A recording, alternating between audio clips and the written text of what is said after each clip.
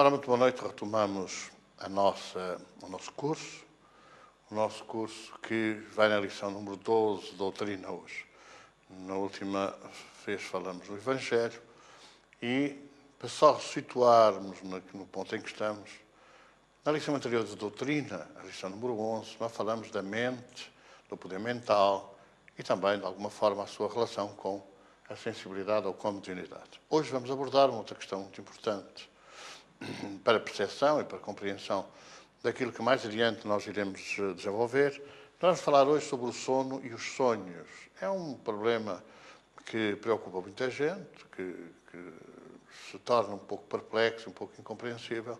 E por isso vamos abordar com algum pormenor esta questão dos sonhos e do sono, ou do sono e dos sonhos. E vamos abordar vários pontos, nomeadamente o estado da alma durante o sono completo ou o sono em desdobramento, ideias que se não recordam, causa dos sonhos, conduta perante os sonhos.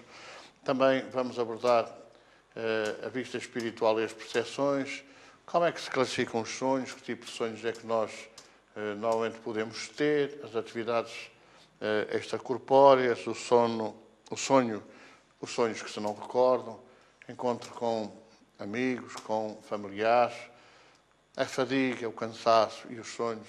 Vamos abordar, de uma forma geral, tudo aquilo que se relaciona com o sono e com os sonhos. Então nós passemos a uma análise cuidada, pormenorizada, desenvolvida. A questão que a gente tem que ler logo, anotar, os sonhos são reais. Quer dizer, aquilo que se passa durante o sono é real. O ser real, nós queremos significar que, de facto, se passa. Se nós estivermos sentados num sofá ou sentados na cama, a pensar, a meditar, a imaginar, é real. Estamos a imaginar. Aquilo que a gente imagina, se é ficção, se vai acontecer, se não vai acontecer, se vai realizar ou não, isso é outra conversa. Mas, de facto, existem, de facto, passam-se. Quando nós, durante um sonho, temos um pesadelo e acordamos, o pesadelo é real. Como é que ele surgiu? Com que facetas surgiu? Isso é o que nós precisamos extrapolar, precisamos desenvolver. E, portanto, não há forma de que, ou melhor, devemos reter esta ideia. Nós nunca devemos desistir perante aquilo que se passa no sonho.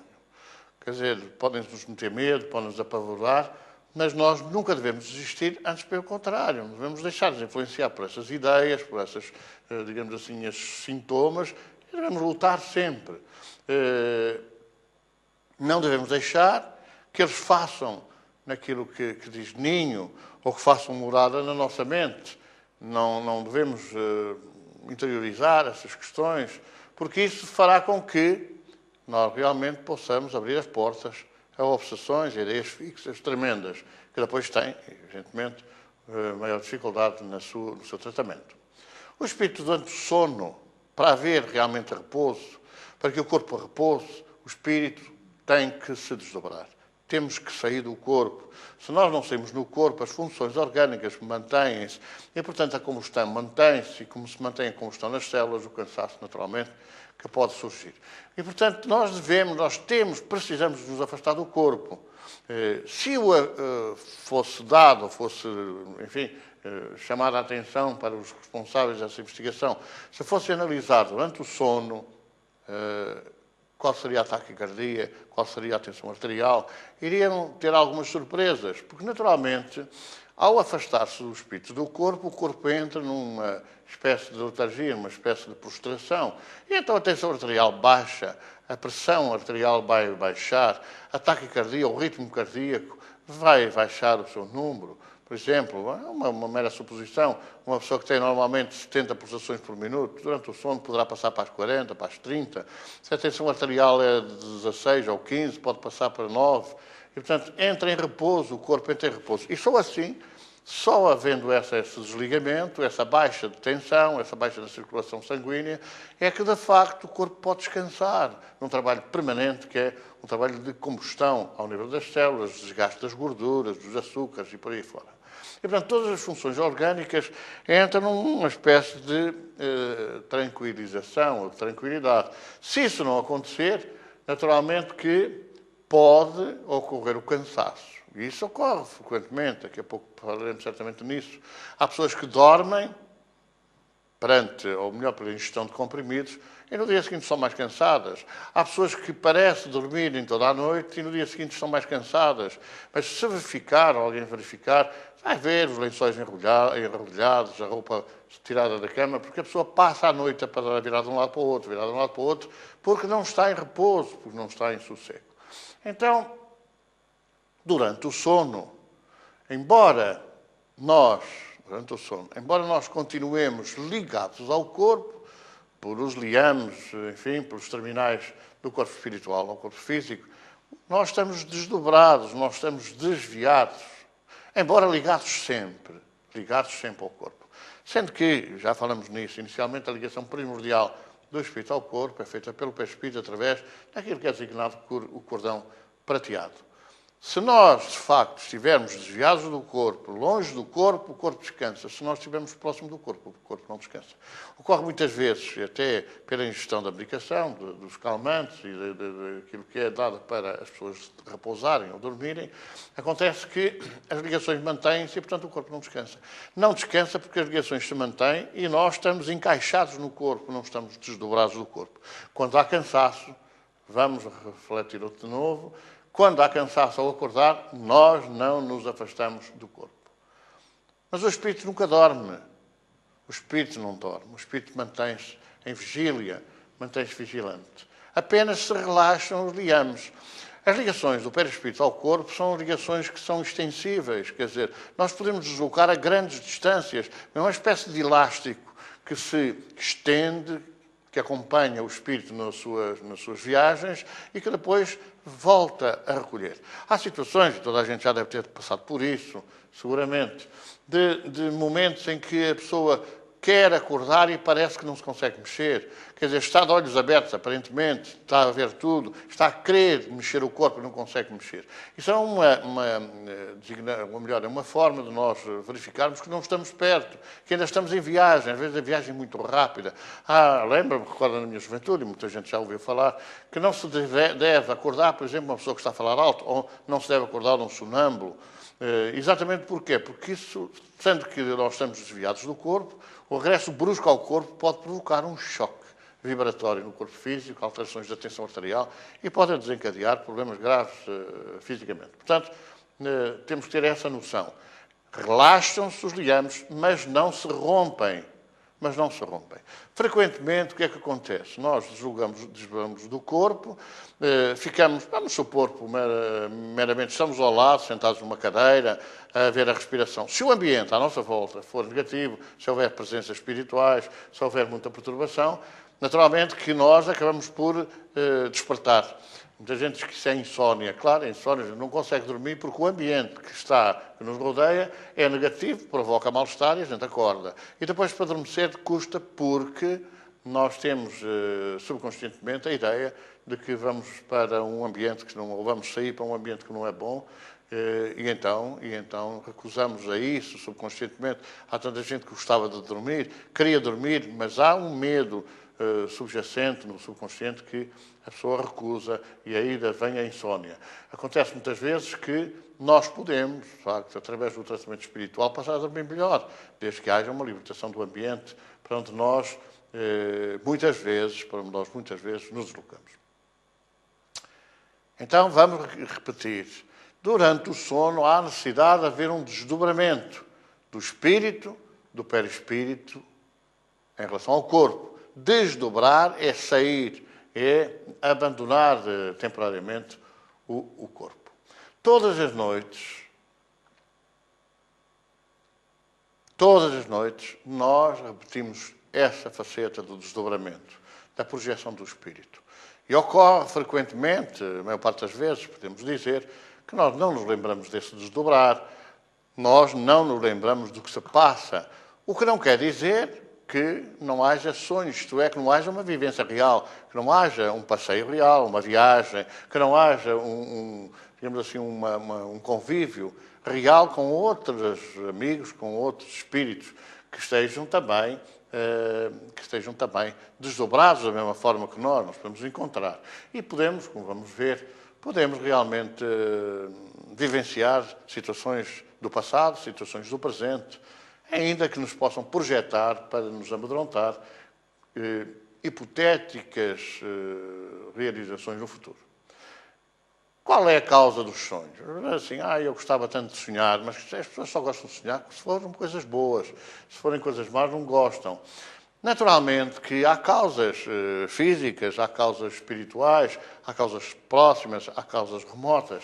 Mas, naturalmente, a nossa vida, pois, claro está, que influencia a nossa estada noturna, a nossa situação durante o sono, durante o repouso físico. Desde logo, portanto, a nossa vida física, os anseios, as aspirações, os sonhos, o sentido real da imaginação. Depois, o contacto uns com os outros, o contacto com as pessoas e também, muitas vezes, pelo pensamento, o contacto com os que partiram, com as pessoas que desencarnaram, com os chamados mortos. Tudo isso também influencia aquilo que se pode passar durante a noite. E não há dúvida alguma que muita gente sonha com pessoas que já desencarnaram, que já morreram, sonham com elas. Bom, esse é um reencontro, é um encontro real, não há quaisquer imaginação. Até porque há situações que a pessoa nem sequer imaginou durante o dia, nem sequer pensou nessas pessoas que desencarnaram, e depois durante o sono isso ocorre em esses encontros. Portanto, os contactos também influenciam. Estamos a falar das causas que geram os sonhos.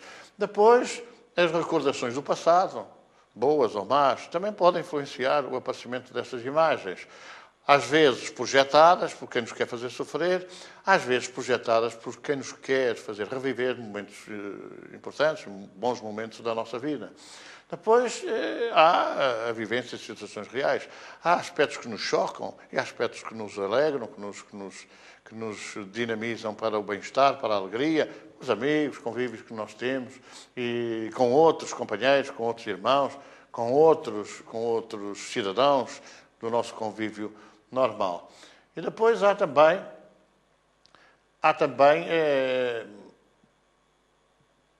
que saber, faça aquilo que nós vivenciamos durante a noite, faça aquilo que nos é projetado, ou que nós vivemos, ou que nós realmente imaginamos, ou que nos é projetado, é necessário saber o que é que nós fazemos perante os sonhos. As pessoas ficam apavoradas porque sonham com um acidente que vai acontecer, sonham com alguém que vai morrer, sonham com não sei o quê. E são projeções que realmente, embora sejam reais, porque nós estamos agora, por exemplo, a dar a nossa aula, vamos fazer uma projeção em PowerPoint. É evidente que o que está no PowerPoint é real, é verdadeiro. Mas está a acontecer com as pessoas que nos estão a ver, que nos estão a assistir, que estão a seguir a nossa explanação. Bom, só está a acontecer porque nós estamos a projetar. Então, pode haver uma projeção de sonhos. E faça isto, faça essas projeções, ou faça situações reais, nós temos que saber escolher a melhor forma de nos conduzirmos perante os sonhos. Não é agora ficarmos apavorados, não tem nada a ver com isso. Porque nem tudo aquilo que se nos projetam vai realizar. Muitas vezes projetam-nos para nos amedrontar, outras vezes para nos fazer sonhar demais do que aquilo que nós merecemos ou aquilo que nos está ao nosso alcance. Desde logo é necessário, portanto, perante os sonhos, manter algum discernimento e analisá-los. Há pessoas também que ficam preocupadas porque não se lembram de nada no sonho. Será que eu não sonho? A vivência real pode apagar-se quando nós mergulhamos no corpo no regresso do sono físico. Face aos temas sonhados, a gente tem que analisar a nossa existência, o que é que poderá estar subjacente a isso, com calma, com tranquilidade, com serenidade. E é preciso que se saiba que ninguém sabe o que vai acontecer.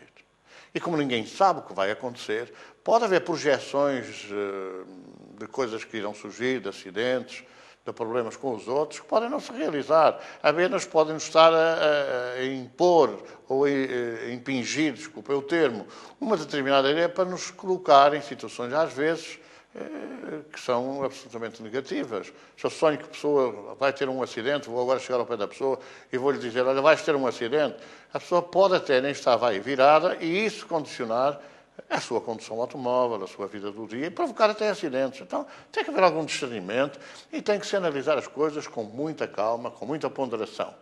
É necessário ver quais são os efeitos que poderão surgir e também analisar as causas, porque não havendo motivos lógicos e irracionais, é expô-los de lado e não estar a dar grande importância. Depois, não estar sempre a puxar, como muita gente faz, para lembrar os sonhos, porque nada impede que um sonho que tenha uma determinada faceta, no dia seguinte veja um sonho sobre o mesmo assunto que tenha uma faceta completamente diversa. Portanto, a realização dos futuros nunca está ao alcance de ninguém saber. Jesus falou, até a propósito dos fins dos tempos, que ninguém sabia, nem ele, só Deus. E, portanto, nós não devemos dar grande importância a essas questões. Prevenção, vigilância, com certeza, não é? Nada que nos projete um acidente que vamos ter deve impedir que nós tenhamos cautela, que nós tenhamos cuidado, que nós ponderemos bem, que reflitamos bem para podermos ter alguns cuidados na nossa vida, cuidado no dia-a-dia. Depois, é necessário saber se aquilo que nos é revelado e que pode provocar a dor se deve ou como é que deve ser transmitido às pessoas. Como é que deve ser transmitido às pessoas. E nada melhor do que nós ponderarmos sobre se isso se referisse a nós próprios, se nós gostaríamos que os outros nos fizessem sofrer dessa maneira. E é dessa forma que nós temos que ponderar. Pode haver muitos avisos. Se tiver uma pessoa que diz assim, cuidado, ele vai ter um acidente, apresenta-me no sonho um acidente. E eu, em vez de dizer à pessoa, olha, eu sonhei que tu vais ter um acidente, posso dizer, cuidado, toma atenção à condução, faz uma prece antes de sair para que haja proteção no teu dia-a-dia e tal. Não vou agora dizer, vais ter um acidente. Não, vou dizer que tenha cuidado, que faça oração, que peça para junto deles estarem bons espíritos, afastar a proteção, para que não haja nenhum problema. Para que não haja nenhum problema ou para que haja ajuda na solução dos problemas.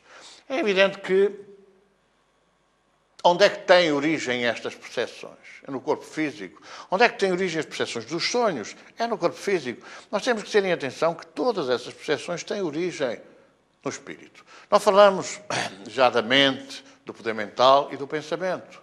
Quem raciocina, quem pensa, quem ama, quem odeia, é o espírito. E, portanto, essas percepções dessa ordem têm origem no espírito, na alma, enquanto está no corpo o espírito. E isso é necessário ponderar, porque tudo isso depende do nosso sentido evolutivo, quer dizer, do nosso esforço em nos aperfeiçoarmos, em nos modificarmos. E então é necessário evoluir, progredir, conhecendo, sabendo, meditando, refletindo sobre as coisas da vida.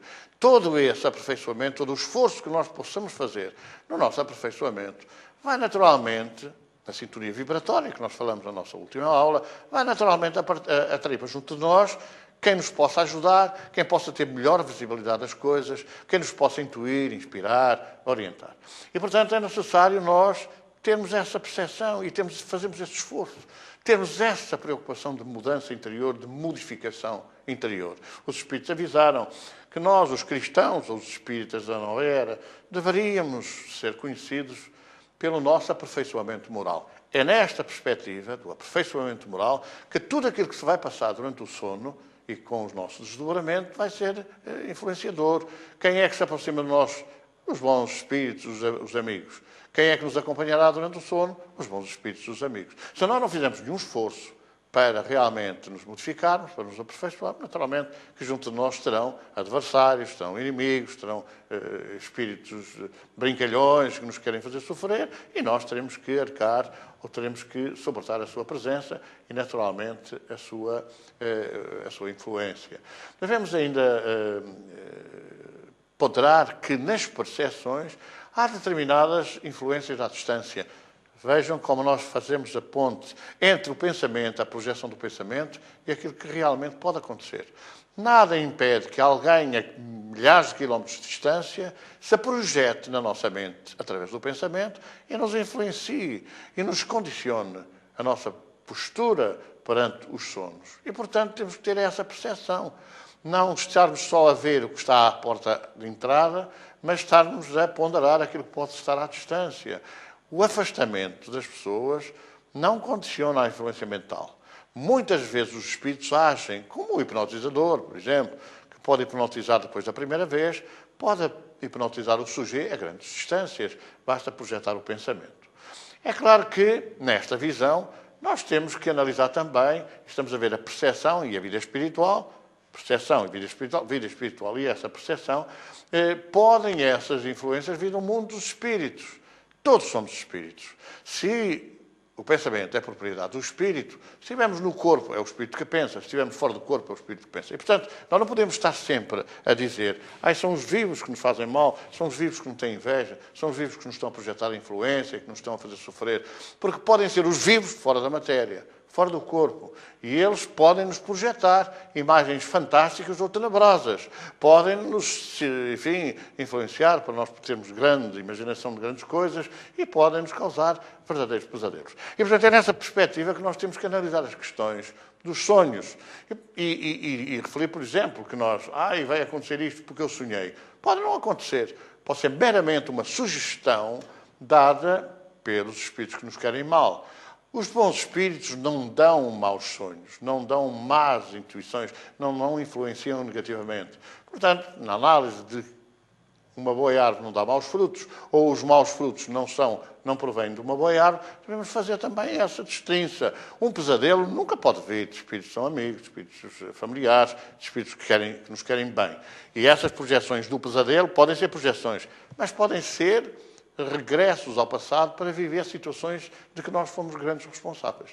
Nós não ponderamos, por exemplo, durante o sono, quando a gente tem determinadas imagens, se, por exemplo, essas imagens decorrem em terrenos inóspitos, se decorre em ambientes onde não há aquilo que modernamente existe, onde não há carros, onde não há estradas, onde não há aviões, e nós não ponderamos, quer dizer, todas essas imagens que nos projetam durante o nosso sono se referem a um período atual ou se referem a um período antigo. Se nós ponderássemos um pouco e estivéssemos preocupados em analisar isso, se calhar íamos chegar à conclusão que pode ser a memória das vidas passadas, a memória dos erros do passado.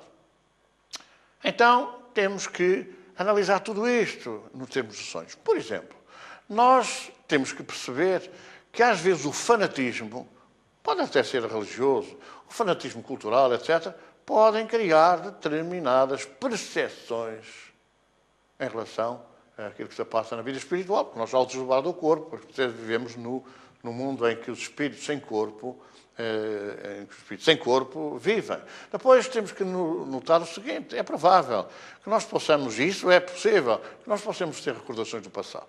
Dizem em relação, por exemplo, à claustrofobia, ao medo dos sítios fechados, dizem que isso pode resultar de, na infância, termos sido sujeitos a determinadas situações traumáticas. Pode, e nós vimos a recordar dessas situações. Mas pode não ter nada a ver com isso, porque a medicina hoje, a investigação que tem feito no domínio da regressão de memória, diz que há situações nesse campo da claustrofobia que têm a ver com, enfim, vidas anteriores, em que o decesso físico ocorreu em determinadas circunstâncias tremendas, como é o caso, por exemplo, das pessoas serem enterradas vivas.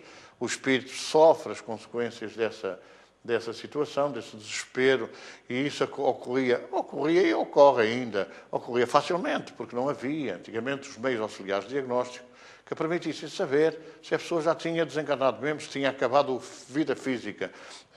Já não há muitos anos, 50 anos, 60 anos, 70 anos, as pessoas verificavam se o outro estava morto ou não, se perante a postura de um espelho ou de um vidro junto da boca, se havia ou não havia embaciamento do vidro. Se não havia, a pessoa tinha morrido. E muita gente foi, de facto, enterrada viva. Portanto, as consequências do medo dos recintos fechados podem vir daí. E hoje há investigadores que estão a chegar a essa conclusão na redução de memória. Em vida espiritual e em percepções temos também que pensar que os nossos desejos, as nossas inclinações, as nossas paixões, os remorsos, os temores, tudo aquilo que é as nossas preocupações habituais, às vezes preocupações reflexivas, às vezes lamentos daquilo que a gente podia ter feito e não fez, ou dos erros que a gente cometeu e não devia ter cometido. Portanto, tudo isso pode produzir em nós factos, digamos assim, influenciadores, perturbadores organicamente, que condicionam depois, durante o sono, a nossa postura, a nossa presença, o nosso envolvimento em cenas imaginativas ou a nossa receptividade à projeção de cenas do passado. E depois temos que ter a noção de que, havendo no mundo espiritual bons espíritos e maus espíritos, naturalmente que eles poderão estar mais próximos ou mais afastados, de acordo, vejam só, com a nossa sintonia vibratória. Falamos isso na nossa última aula sobre a mente e o poder mental e o pensamento. Falamos sobre isso e, portanto, nós sintonizamos uns com os outros. A lei da afinidade vibratória é uma realidade e, naturalmente, se nós nos postarmos perante uma situação de sintonizar sempre com o prazer físico, com o divertimento, com essas situações que avassalam a vida social, naturalmente que teremos que arcar com as responsabilidades do que ocorre depois, porque a sintonia vibratória é sem dúvida real e não vai deixar de não ser. É claro que há vários tipos de sonhos. Não são todos iguais, não são todos da mesma, digamos, da mesma categoria. Genericamente, nós, de acordo, aliás, com a doutrina espírita, nós trazemos aqui, à colação de todos vós, uma classificação que não há muitas outras classificações, mas a classificação dos sonhos, que nós normalmente enquadramos em 3 faixas. Os sonhos comuns, vulgares, normais. Os sonhos reflexivos têm a ver com alguma reflexividade que têm os atos uns com os outros, e os sonhos espíritas. Então comecemos por ver os sonhos comuns. O que é que são os sonhos comuns? Os sonhos comuns são aqueles que ocorrem quando nós, ao desligarmos do corpo, nos colocamos no meio de imagens, de pensamentos que nos envolvem no dia-a-dia, nossos e do mundo que nos rodeia. Portanto, é toda uma questão de influenciação ambiental, influenciação cultural, influenciação social. E, portanto, esses sonhos são sonhos comuns. Ocorrem frequentemente, são comuns, ocorrem frequentemente e com toda a gente. Portanto, serão aqueles que são o maior número? Serão aqueles, naturalmente, que serão em maior número, os mais comuns, por isso se chamam mesmo sonhos comuns. Depois, quais são os sonhos reflexivos? Bem, os sonhos reflexivos são aqueles que resultam, de alguma forma, de uma modificação vibratória. Quando nós nos ligamos do corpo, naturalmente, que nós entramos em contato com imagens, com factos, com ambientes, acontecimentos mais ou menos distantes desta ou de outras experiências reencarnatórias. E, portanto, são sonhos, são imagens, são vivências que se reflexionam umas com as outras. Podem ser viagens ao passado distante, ao passado menos distante, ao passado mais próximo. E, portanto, tudo isso tem a ver com essa análise em retrospectiva das nossas vidas da presente e das vidas mais distantes da passada. São sonhos reflexivos. E depois temos aqueles que são os sonhos espíritas. O que é que são os sonhos espíritas? São aquelas que resultam do convívio, quando nos encontramos fora do corpo. Vamos supor, nós adormecemos calmamente, às vezes nem é tão calmamente como isso. Toda a gente já viveu, por exemplo, uma situação com qual está quase a dormir, parece que dá um sucolão, parece que dá um salto na cama, parece que vai a cair num precipício, acorda e a seguir volta a adormecer. Isso é quando nós realmente adormecemos rapidamente demais. O sono tem que ser ganho calmamente, tranquilamente. Daí a oração, a reflexão, a meditação, na hora de querer que o corpo descanse. Quando assim não é feito, pode ser repentino. A gente sair rapidamente do corpo como quem está de pé e adormece e parece que as pernas caem, parece que vai cair ao chão. Portanto, esse convívio pode acontecer quando nós entramos no desdobramento, com familiares, com parentes, com amigos, com instrutores do mundo espiritual, com conselheiros, com os guias, com os protetores e também, não é verdade, e também com os inimigos, porque isso acontece muitas vezes. Inimigos desta vida atual e das vidas anteriores. Eu recordo aqui, a propósito do Evangelho, de um aviso muito sério que Jesus fez, quando disse que antes que nós fôssemos prestar contas, nós fôssemos, enfim, dizer aquilo que fizemos na vida, de positivo, ao altar, antes que venhas trazer a tua oferta ao altar, reconcilia-te com o teu adversário, enquanto andas a caminho com ele. É motivo de meditação. Vejam como é motivo de meditação. Isso pode sugerir que, ao sermos adversários ou inimigos, que nós possamos reencontrar-nos também com eles na vida espiritual, ainda durante essa existência ou posteriormente, quando regressarmos definitivamente ao mundo espiritual, deixando o corpo pela morte. Vivemos, portanto, uma atividade real, mais ou menos afetiva, mais ou menos amistosa. E partimos pela atração vibratória para locais e ambientes, da nossa preferência. Quando nós, às vezes, temos um sonho, eu gostava tanto de visitar este país ou visitar aquele país, o que não quer dizer que nós não possamos visitar. E aí faço aqui um parênteses para dizer o seguinte. Muitas vezes Nós passamos numa terra, numa cidade, onde nunca estivemos, não temos consciência de nunca ter estado. E dá a sensação de já lá termos estado. Bom, o fenómeno de déjà vu, qualquer coisa que parece que nós já vimos, naturalmente que tem a ver com coisas passadas, situações do passado, locais onde nós estivemos no passado, noutras vidas. Mas pode ter a ver com locais que nós visitamos na presente vida em sonho, em desdobramento. Visitando amigos que estão reencarnados noutros lados, visitando familiares que estão reencarnados noutros lados, com quem muitas vezes a gente se encontra e se afiniza sem se conhecer. Acontece com toda a gente ir na rua e simpatizar logo à partida com alguém, ou antipatizar logo à partida com alguém. Portanto, pode ser um fenómeno já visto durante o sono. Então nós vamos partir pela nossa vibração, para a atividade vibratória, para esses locais, para ambientes que nós gostávamos, para ligar com pessoas que, de facto, nós gostaríamos de conviver. E isto ocorre realmente, ou pode ocorrer realmente, durante o sono espírita, aquele que é verdadeiramente uma realidade em espírito. Nós vamos e vivemos a realidade presencial em espírito. Mas também há, pasme-se ou não, a maior parte das vezes que a gente não recorda dos sonhos. Acorda tranquilamente, parece que esteve ali a dormir e que não foi para lado nenhum. Ora, isso não quer dizer que não haja visitas, não haja passagens por aqui ou por ali, não haja convívios com esta pessoa ou com aquela, ou com este grupo ou com aquele. Quer dizer apenas, não é, que nós não nos recordamos.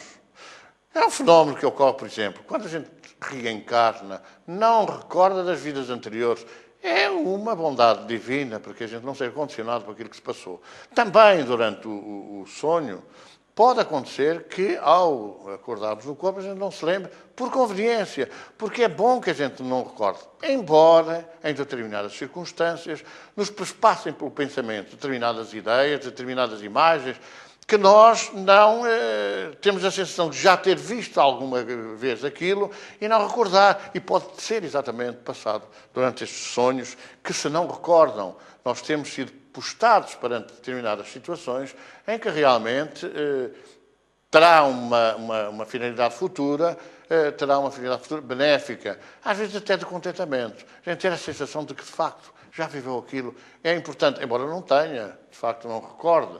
Como eu disse há pouco, nós às vezes passamos em locais que nós nem nunca conhecemos e depois, mais tarde, ao passar nesses locais em realidade, temos a sensação de já lá termos estado. Então, na nossa atividade fora do corpo, estamos a falar durante o sono, quer dizer, há uma atividade intensa fora do corpo que nós chamamos de atividade extracorpórea. Convivemos, como já estamos a fazer uma resenha, com amigos e com adversários. Visitamos ambientes de acordo com as nossas inclinações, com os nossos hábitos, com a nossa conduta. Buscamos companhias que sintonizem connosco, não é? Isso é da lei da sintonia vibratória.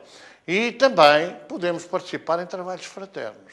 Nós, os espíritas, vamos sabendo que muitas das vezes, durante a saída do corpo, durante a noite, nós somos levados para conviver em determinados trabalhos espirituais, em determinados ajuda fraterna.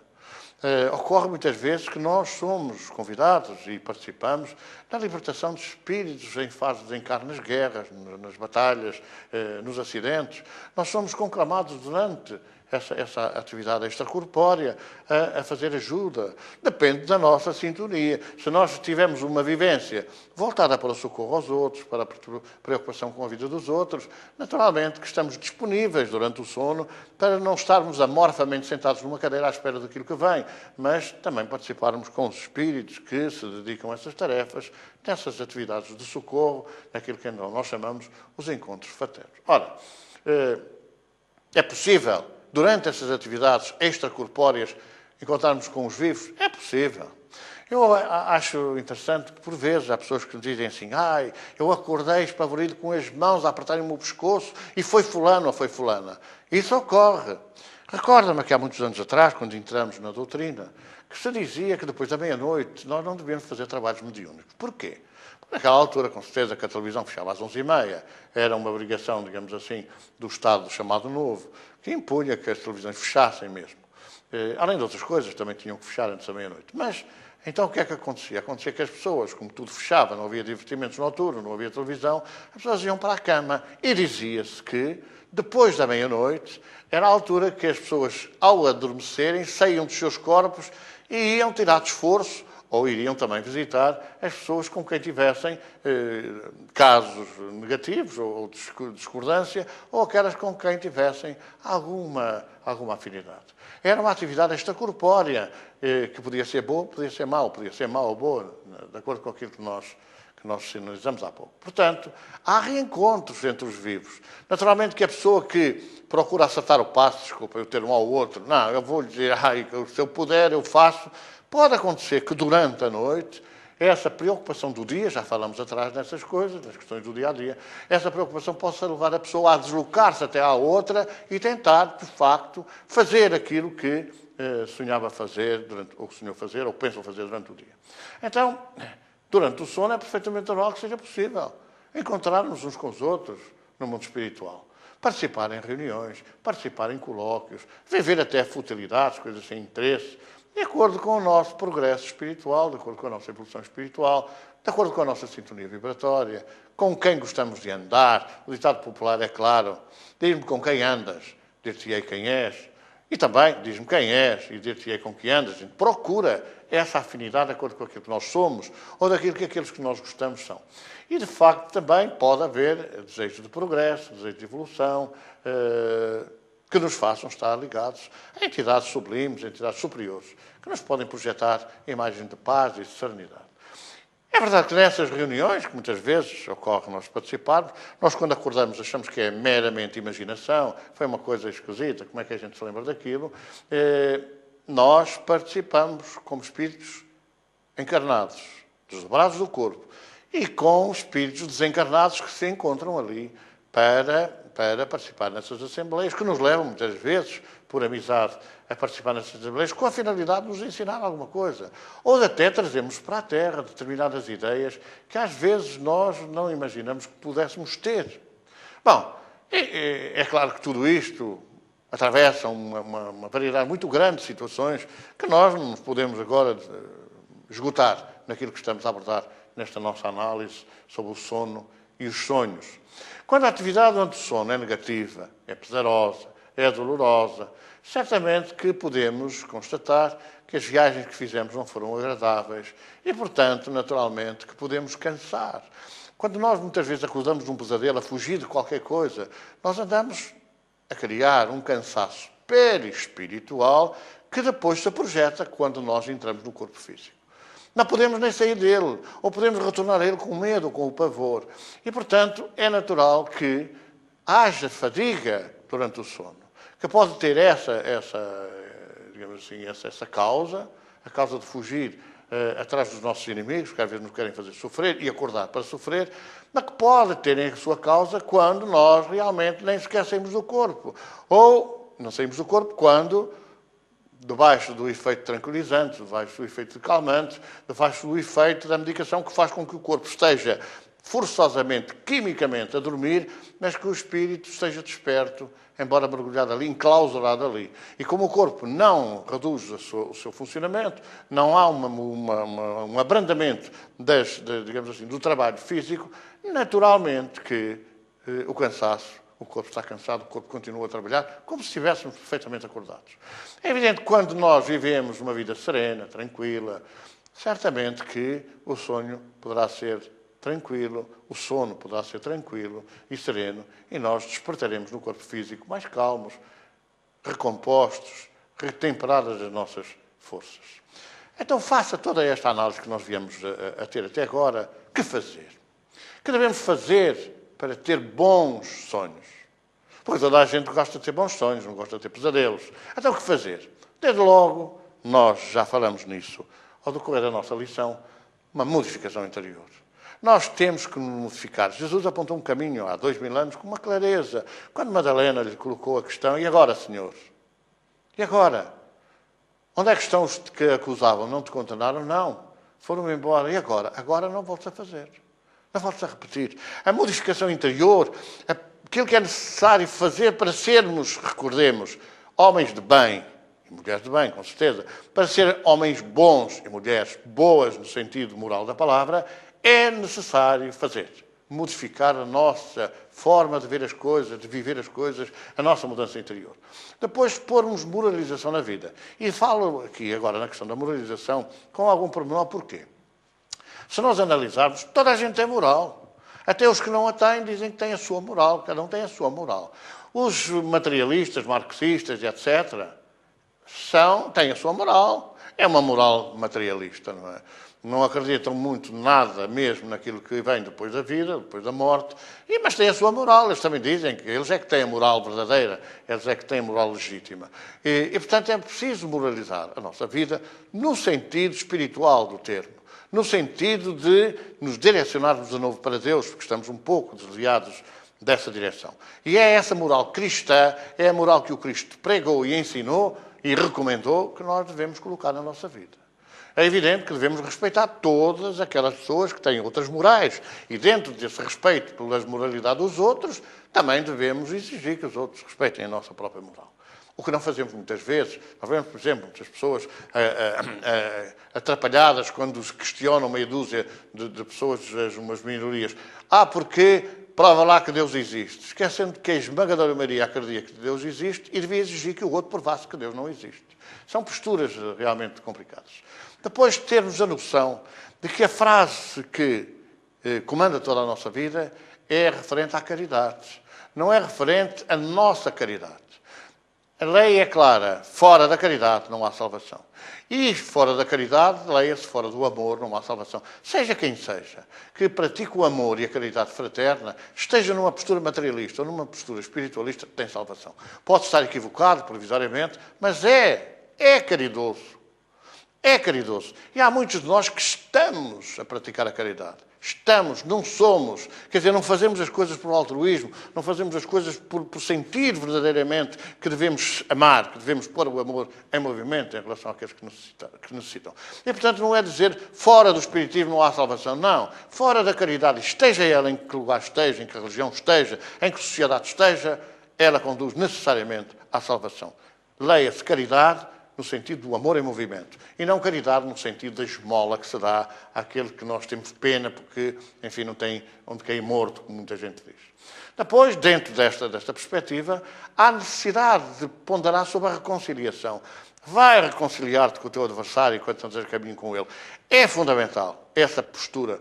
Há pessoas que dizem assim, mas eu não digo não adianta nada porque não aceita. O problema é de quem não aceita, não é o nosso. Nós devemos assumir que nos reconciliamos, que nos amar os inimigos, como Jesus apontou, é esse sentido da reconciliação. Não guardar ressentimentos, não guardar maus pensamentos e más palavras para com essas pessoas, ou não dizer más palavras com essas pessoas. E, portanto, nós não revidarmos contra ninguém, perdoando, portanto, as ofensas, compreendendo que a lição que Jesus deu, de dar a outra face quando nos batem numa, é uma lição desse perdão das ofensas. Devemos ter sempre uma postura muito clara. Quando alguém nos ofende, nós devemos pensar que esse alguém que nos ofende desconhece que vai pagar por isso, que vai ter que receber de volta aquilo que faz e, portanto, está doente. E se está doente é digno da nossa comiseração, da nossa oração, da nossa prece, da nossa vibração de amor e de paz. E, portanto, é essa postura. Mas custou muito. Mas custou. Mas se a gente souber que nada acontece por acaso, e que, portanto, nós, ao sofrermos uma determinada calúnia, numa determinada falta dos nossos irmãos, ofensa, estamos nem mais nem menos a receber aquilo que nós merecemos, nós, se calhar, percebemos melhor o sermão da montanha, quando Jesus fala que os aflitos serão bem-aventurados, os que sofrem, os que choram, enfim. E, portanto, é nesse perdão das ofensas, perdoar sempre. Há uma questão curiosa que colocou uma vez uma senhora, Francisco Cândido Xavier. O que é que tinha que fazer ao marido que a fazia sofrer tanto? Minha irmã, Jesus falou que tinhas que perdoar 70 vezes, 7 vezes. Ela ficou muito satisfeita, muito contente e disse, pronto, Chico, já sei, já não lhe perdoo mais porque 70 vezes, 7 vezes já eu lhe perdoei. E, portanto, se é só 70 vezes, 7 vezes, eu já estou livre, já não perdoo mais. Francisco Cândido Xavier terá respondido, não, minha irmã, é 70 vezes, 7 vezes cada vez. Porque é o sentido do perdoar sempre. Então, o perdão das ofensas, nós, de facto, devemos ter essa ponderação. E depois colocarmos Jesus na nossa vida. Há pessoas que falam muito de evangelização, mas não se colocam nessa postura de levar o Evangelho à sua própria vida, de viver o Evangelho na sua vida do dia-a-dia. Então nós temos que pôr nas nossas vidas aquilo que é fundamentalmente o ensino do Evangelho. E reparemos, o Evangelho não é um livro. O Evangelho não é um livro amorfo, que não tem vida. O Evangelho é a boa nova de Jesus. E, portanto, nós pegamos na boa nova de Jesus, que é o que quer dizer Evangelho, e coloquemos na nossa vida. Não é andar com o Evangelho debaixo do braço, um livrinho que tem lá muitas coisas escritas, mas que a gente não interioriza, a gente não vive. Ainda ninguém conseguiu provar que, colocando o livro em cima da cabeça e batendo, que as letras caem cá para dentro, que a gente aprende o Evangelho. O Evangelho é vivo e, portanto, nós devemos viver aquilo que é a boa nova de Jesus. Depois, pôr na vida esses ensinamentos, na prática em relação aos outros. A lei que Moisés trouxe do alto do monte é naturalmente única. Não matar ou causar outro dano. Abrange tudo. Danos ou a morte em consequência final, no corpo ou na alma, assim ou ao próximo. Tem a ver com a influenciação física e com a influenciação espiritual. Em quaisquer circunstâncias. E, portanto, nós devemos pôr a nossa vida, vivê-la. Não é dizer que é viver mesmo. E depois, não nos esquecermos, quando perguntaram a Jesus qual é o maior mandamento da lei, Jesus foi muito claro e muito objetivo. Amai-vos uns aos outros como irmãos, amando a Deus sobre todas as coisas. Bom, chegamos a este ponto da compreensão das coisas do sono. Falamos da compreensão das coisas da vigília, quando estamos acordados, vamos caminhando para a abordagem dos aspectos doutrinários, naturalmente, que estão subjacentes à prática espírita, que são os factos mediúnicos, que têm a ver com o relacionamento entre os dois mundos, entre o mundo espiritual e o mundo material. Vamos ficar por aqui, nesta nossa 12ª lição da doutrina, e esperemos voltar-nos a encontrar na próxima lição, que falará sobre o Evangelho, a lição número 13. Até lá.